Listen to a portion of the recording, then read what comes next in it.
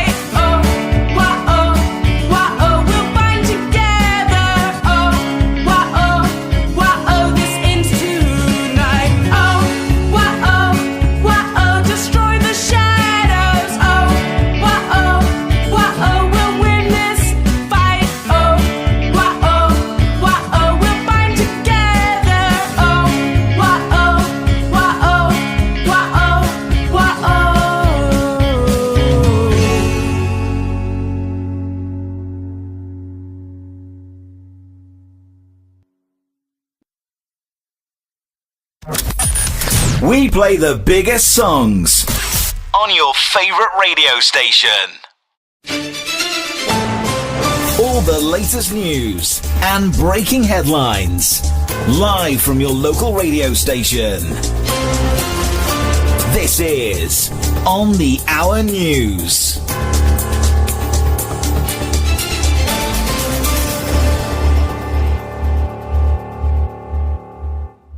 Hey everyone, welcome to Emmachev Radio News. Big day in international affairs, huh? Yeah, quite a story out of South Africa. Ambassador Ibrahim Rasool, the one declared persona non grata by Washington, he got a hero's welcome back home. Hundreds of supporters at the Cape Town airport. Wow, quite the turnaround. From being kicked out of the U.S. to a rock star reception. Sounds like he needed a police escort just to get through the airport. They were singing songs praising him. It's a whole thing. Switching gears, some intense news coming out of Sudan. The army says they've retaken the presidential palace in Khartoum from the rapid support forces. big symbolic victory, right? Saw some videos online. The palace is pretty banged up, but the soldiers are definitely in there. Yeah, it's a turning point in this awful civil war, but who knows what'll happen next. On to lighter news. Sports. Thomas Tuchel, England's new head coach, says he's not going to rotate the team just to keep club managers happy. Risky move, right? Those managers get pretty protective of their players, especially with the season heating up. Tuchel's saying he's focused on raising standards, getting the team ready for the World Cup qualifier against Latvia. He thinks rotating just for the sake of it sends the wrong message. We'll see how that plays out.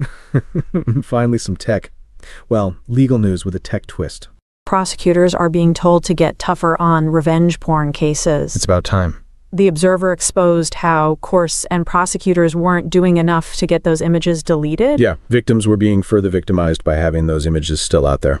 The Crown Prosecution Service is updating its guidance to make sure those deletion orders are actually happening. Good news for victims.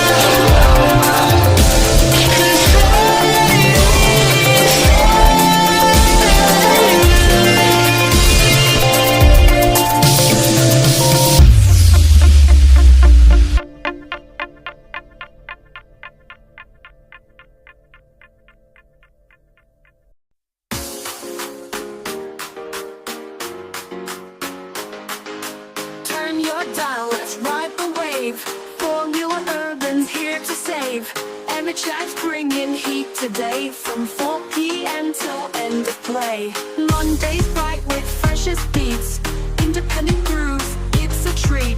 Feel the rhythm, city streets, in your headphones can't be beat. Formula Urban on the go, Emmachev Radio sets the flow. Great, great songs you gotta know. Tune in Monday to catch the show.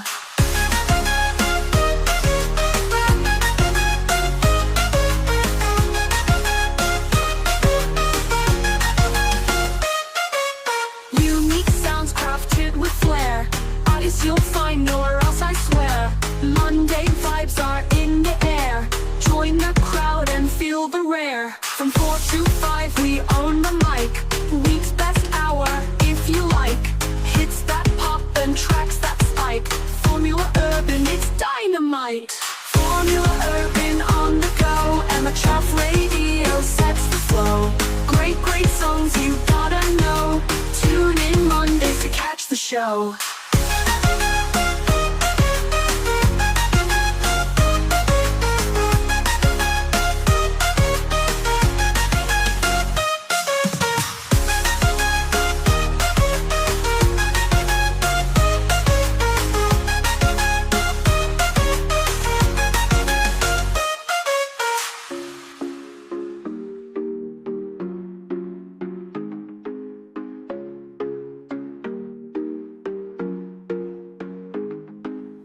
Formula Urban on the go. Emmachev Radio sets the flow. Great songs you gotta know. Tune in Mondays to catch the show. Formula Urban on the go. Emmachev Radio sets the flow. Great songs you gotta know. Tune in Mondays to catch the show.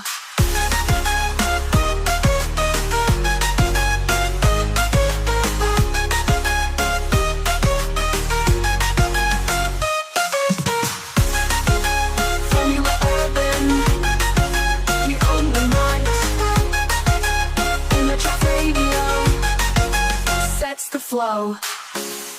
Great songs you gotta know. Tune in Mondays to catch the show. Unique sounds crafted with flair. Artists you'll find nowhere else, I swear. Monday vibes are in the air. Join the crowd and feel the rare. From 4 to 5 we own the mic. Week's best hour, if you like. Hits that pop and tracks that spike. Formula Urban, it's dynamite.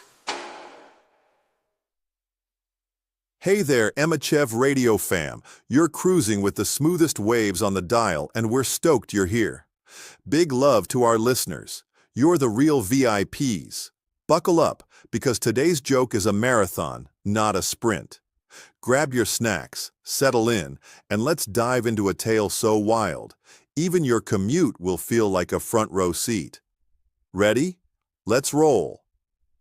A penguin waddles into a tropical beach bar, orders a coconut margarita, and starts chatting up the bartender. Rough day? The bartender asks, eyeing the penguin's sunglasses and tiny Hawaiian shirt. The penguin sighs. You could say that. I've been trying to open a bakery, but nobody takes me seriously. I mean, look at me. I'm a flightless bird in a chef's hat. The bartender nods sympathetically. What's your specialty?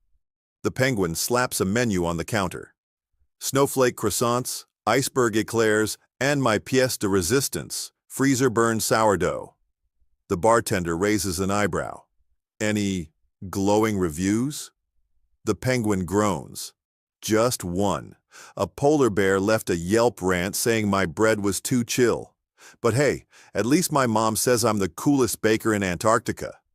Still laughing? That's the Emmachev Radio effect. Massive thanks for sticking with us. You're the spark in our static. Don't touch that dial, because up next, we've got fire tracks and wild trivia. Keep rocking, keep smiling, and remember, life's a playlist. You hit shuffle. Stay awesome. Stay tuned. Clever Maria. There was once a merchant who lived close to the royal palace and had 3 daughters. They were all pretty, but Maria, the youngest, was the prettiest of the 3. One day, the king sent for the merchant, who was a widower, to give him directions about a journey he wished the good man to take. The merchant would rather not have gone, as he did not like leaving his daughters at home, but he could not refuse to obey the king's commands, and with a heavy heart he returned home to say farewell to them. Before he left, he took 3 pots of basil and gave one to each girl, saying, I am going a journey, but I leave these pots. You must let nobody into the house. When I come back, they will tell me what has happened. Nothing will have happened, said the girls. The father went away, and the following day the king, accompanied by 2 friends, paid a visit to the 3 girls who were sitting at supper. When they saw who was there, Maria said, Let us go and get a bottle of wine from the cellar.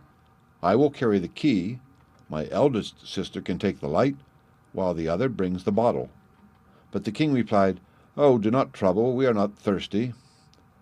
"Very well, we will not go," answered the two elder girls, but Maria merely said, "I shall go anyhow." She left the room and went to the hall, where she put out the light, and putting down the key and the bottle, ran to the house of a neighbor and knocked at the door.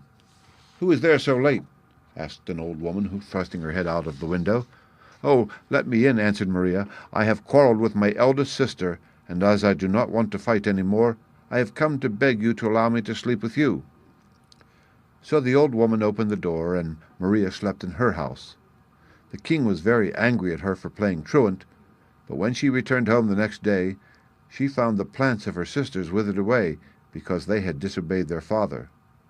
Now, the window in the room of the eldest overlooked the gardens of the king, and when she saw how fine and ripe the medlars were on the tree, she longed to eat some, and begged Maria to scramble down by a rope and pick her a few, and she would draw her up again. Maria, who was good-natured, swung herself into the garden by the rope, and got the medlars, and was just making the rope fast under her arms so as to be hauled up, when her sister cried, "Oh, there are such delicious lemons a little farther on. You might bring me one or two." Maria turned round to pluck them, and found herself face to face with the gardener, who caught hold of her, exclaiming, "What are you doing here, you little thief?" "Don't call me names," she said, "or you will get the worst of it," giving him as she spoke such a violent push that he fell panting into the lemon bushes. Then she seized the cord and clambered up to the window. The next day the second sister had a fancy for bananas, and begged so hard that, though Maria had declared she would never do such a thing again, at last she consented and went down the rope into the king's garden. This time she met the king, who said to her, "Ah, here you are again, cunning one. Now you shall pay for your misdeeds." And he began to cross-question her about what she had done. Maria denied nothing, and when she had finished, the king said again, "Follow me to the house, and there you shall pay the penalty." And as he spoke, he started for the house, looking back from time to time to make sure that Maria had not run away. All of a sudden, when he glanced round, he found she had vanished completely without leaving a trace of where she had gone. Search was made all through the town, and there was not a hole or corner which was not ransacked, but there was no sign of her anywhere. This so enraged the king that he became quite ill, and for many months his life was despaired of. Meanwhile, the two elder sisters had married the two friends of the king, and were the mothers of little daughters. Now one day Maria stole secretly to the house where her eldest sister lived, and snatching up the children, put them into a beautiful basket she had with her, covered with flowers inside and out, so that no one would ever guess it held two babies. Then she dressed herself as a boy, and placing the basket on her head, she walked slowly past the palace, crying as she went, "Who will carry these flowers to the king who lies sick of love?" And the king in his bed heard what she said, and ordered one of his attendants to go out and buy the basket. It was brought to his bedside, and as he raised the lid, cries were heard, and peeping in he saw two little children. He was furious at this new trick which he felt had been played on him by Maria, and was still looking at them, wondering how he should pay her out, when he was told that the merchant, Maria's father, had finished the business on which he had been sent, and returned home. Then the king remembered how Maria had refused to receive his visit, and how she had stolen his fruit, and he determined to be revenged on her. So he sent a message by one of his pages that the merchant was to come to see him the next day, and bring with him a coat made of stone, or else he would be punished. Now the poor man had been very sad since he got home the evening before, for though his daughters had promised that nothing should happen while he was away, he had found the two elder ones married without asking his leave, and now there was this fresh misfortune, for how was he to make a coat of stone? He wrung his hands and declared that the king would be the ruin of him, when Maria suddenly entered. "Do not grieve about the coat of stone, dear father, but take this bit of chalk and go to the palace, and say you have come to measure the king." The old man did not see the use of this, but Maria had so often helped him before that he had confidence in her, So he put the chalk in his pocket and went to the palace. "That is no good," said the king, when the merchant had told him what he had come for. "Well, I can't make the coat you want," replied he. "Then, if you would save your head, hand over to me your daughter Maria." The merchant did not reply, but went sorrowfully back to his house, where Maria sat waiting for him. "Oh, my dear child, why was I born? The king says that instead of the coat, I must deliver you up to him. Do not be unhappy, dear father, but get a doll made exactly like me, with a string attached to its head which I can pull for yes and no." So the old man went out at once to see about it. The king remained patiently in his palace, feeling sure that this time Maria could not escape him, and he said to his pages, "If a gentleman should come here with his daughter, and ask to be allowed to speak with me, put the young lady in my room, and see she does not leave it." When the door was shut on Maria, who had concealed the doll under her cloak, she hid herself under the couch, keeping fast hold of the string which was fastened to its head. "Signora Maria, I hope you are well," said the king when he entered the room. The doll nodded. "Now we will reckon up accounts," continued he, and he began at the beginning and ended up with the flower basket, and at each fresh misdeed Maria pulled the string so that the doll's head nodded assent. "Whoso mocks at me merits death," declared the king when he had ended, and drawing his sword, cut off the doll's head. It fell towards him, and as he felt the touch of a kiss, he exclaimed, "Ah, Maria, Maria, so sweet in death, so hard to me in life. The man who could kill you deserves to die," and he was about to turn his sword on himself when the true Maria sprung out from under the bed and flung herself into his arms, and the next day they were married and lived happily for many years. The end. Read by Rick Kishner for Lit2Go on the web at fcit.usf.edu.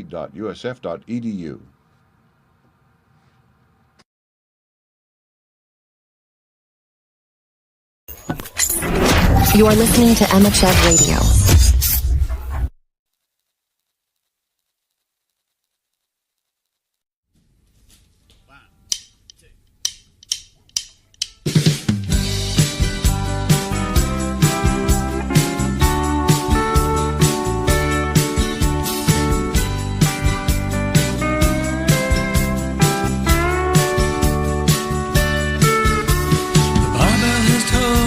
And tip their hats, for the greatest one has now passed through the gates. The glass never ran dry, there's no trouble and strife, but now there's tears in our eyes for the one that got us through life. So now raise your glass to the keeper of the peace. We remember the laughter, but it's now time to sleep.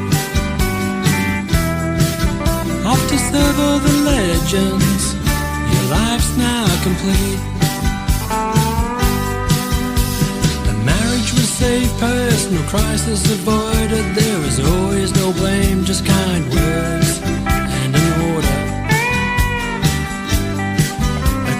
You and me, cheeky look on his face. There's nowhere else to be. Behind the bar was his place.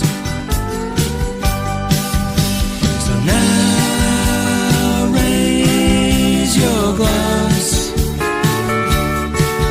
to the keeper of the peace. We remember the laughter, but it's now time to sleep. Off to serve all the legends, your life's now complete. A drink and a chat, he never got old. He had a precious gift, worth its weight in gold.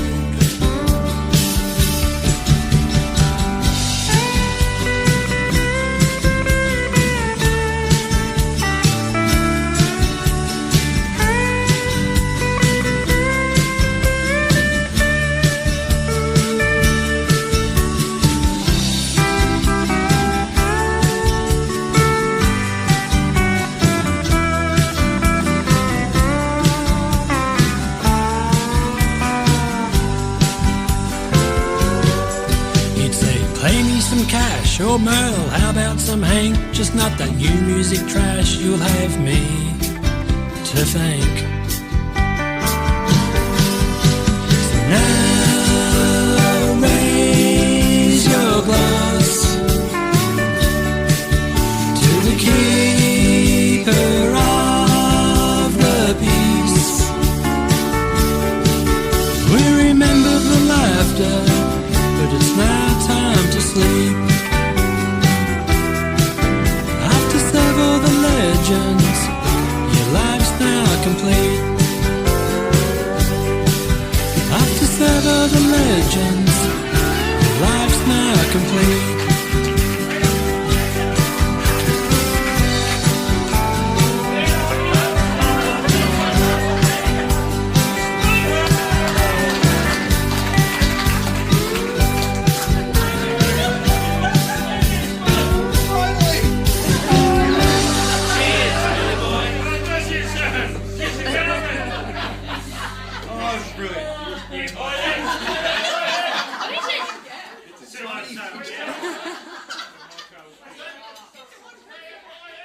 That was TB Whiteside with Raise Your Glass, Song for Billy.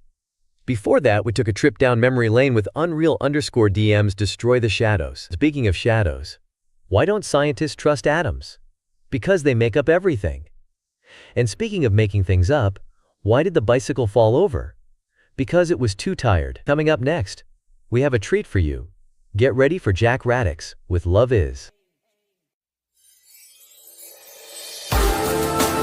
From the planet Love, we bring you love. Yeah, I'm talking L-O-V-E, yeah. I mean L-O-V-E, now. Love is the only destination between your heart and your mind. Wait a minute now. Love is the only proclamation since the beginning of time. And it gets better. And it matters not your color, your class, or your creed. Yes, I'm here to tell you that it doesn't matter the longitude or latitude of your geography. Yeah, you got to take some time for love, Lord. With your heart, take some time to love. With your mind, and take some time to love. When you share your body, oh Lord, listen to me good now. Love is the only invitation, oh, that you can't decline. You wait a minute now. Love is the only reservation of which you're always on time. Listen to my people, and it matters not your religious denomination, or where you wanna, or who you wanna praise. I'm here to tell you, yes sir, it doesn't matter your political affiliation, or who you wanna be. I'm here to tell you people, take some time for love, yeah. Yes, with your mind, take some time to love with your heart, and yes, you share your time with love. You know why? Because a love's got time for us.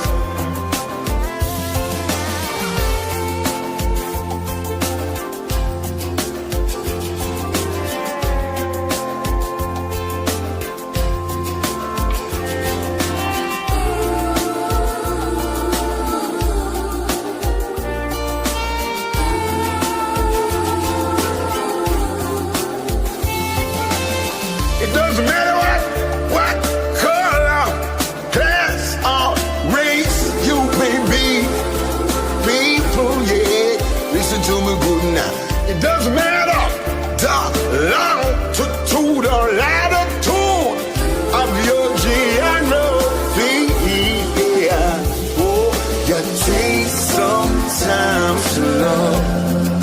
planet. We make some time to love. That's how God planned it. Share your heart alone now, yes, and even your body. Now you take sometimes too long, people, and you make some time too long, yes, and then you share your heart with Lord, even your body.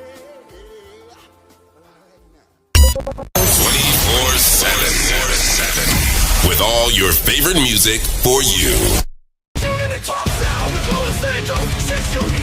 Sundays from 16 to 16:33, GMT, only on LXL Radio. Toyota Sanders is security every Sunday for Jumps Out, where you get great interviews with your favorite artists. I'm a entertained and overall entertained experience. Don't miss out. Set your reminders and make top sound your Sunday afternoon delight.